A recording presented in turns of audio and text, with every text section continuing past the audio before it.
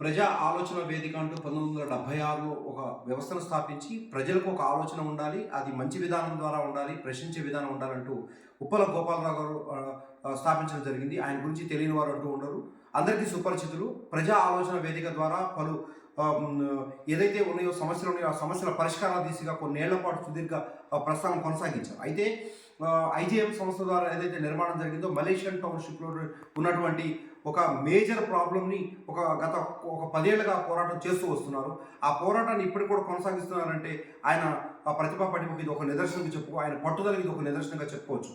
ఏదైతే ఐజీఎం సంస్థ కప్పిపుచ్చే ధోరణిలో పార్కు ఉన్నటువంటి స్థలంలో కమర్షియల్ కాంప్లెక్స్ నిర్మించడం కానీ, లేదా ఓపెన్గా రోడ్డు ప్రజలకు అందుబాటులో ఉన్నటువంటి మెయిన్ రోడ్ నుంచి కనెక్టివిటీ 50 వేసుకున్నటువంటి రోడ్ని పూర్తిగా క్లోజ్ చేసి గేటెడ్ కమ్యూనిటీగా చూపించే ప్రయత్నం చేస్తున్నటువంటి ఒక వ్యవస్థ పైన ఆయన పోరాటం చేస్తున్నారు.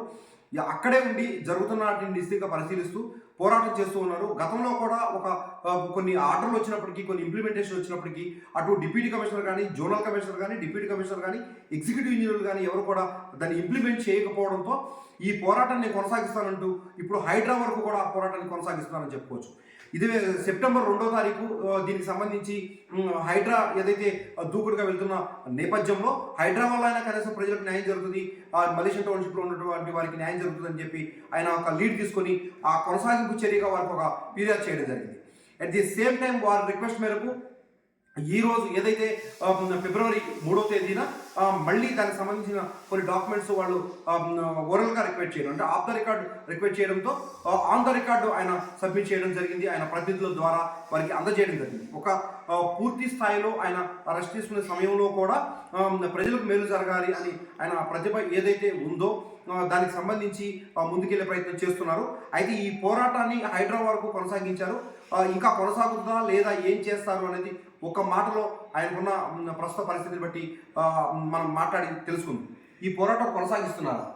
నేను 10 సంవత్సరాల నుంచి, అంతకుముందు భాగ్యనగర్ కాలనీలో 10 సంవత్సరాలు సుప్రీంకోర్టు దాకా వెళ్ళి నేను పార్కుని డెవలప్ చేయించాను, అక్కడ ఆక్రమించుకున్న పార్కుని.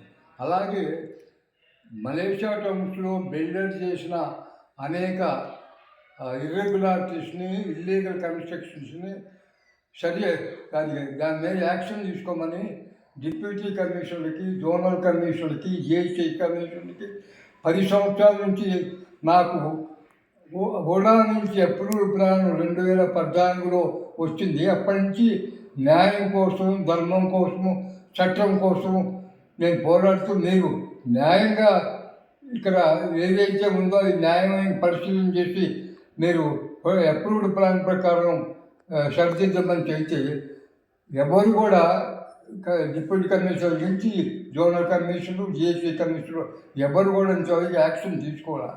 అందుకు ఇక వాళ్ళందరూ యాక్షన్స్ తీసుకోలేదు కాబట్టి రేవంత్ రెడ్డి గారు హైడ్రా అనే దాన్ని ఇల్లీగల్ కన్స్ట్రక్షన్ మీద పార్కులు కానీ, రోడ్లు కానీ, చెరువులు కానీ, కుంటలు కానీ వాటిని స్వాధీనం చేసుకోవటానికి మంచి సదుద్దేశంతో ఆయన ఏర్పాటు చేస్తే కొంతమంది దాన్ని వ్యతిరేకిస్తున్నారు. ఇప్పుడు నా విషయంలో నేను సెప్టెంబర్ అంటే దాదాపు 5-6 నెలలు అయింది నా కంప్లైంట్ ఇచ్చి.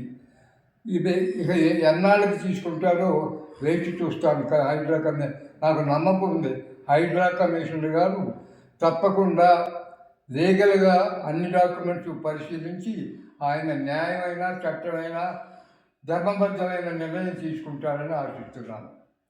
ఇది మీరు ఆయన మాటల్లో ఏదైతే తేటతెల్లమవుతుందో ఒక సుదీర్ఘ ప్రయాణం, అంటే పోరాట ప్రతిమతో పాటు ఏదైతే నమ్మకం, అంటే చట్టం మీద ఉన్నటువంటి గౌరవం కానీ, నిజం మీద ఉన్నటువంటి నమ్మకం కానీ, ఆ అధికారుల మీద ఉన్నటువంటి నమ్మకం కానీ ఇంకా కొనసాగిస్తూనే ఉన్నారు. ఎంతమంది దాన్ని అవహేళన చేసినా లేకపోతే విష ప్రచారాలు చేసినప్పటికీ కూడా ఆయన నిజం నిర్భయంగా ఏదో ఒక రోజు ముందుకు తీసుకొచ్చే ప్రయత్నం చేస్తాను అని చెప్పి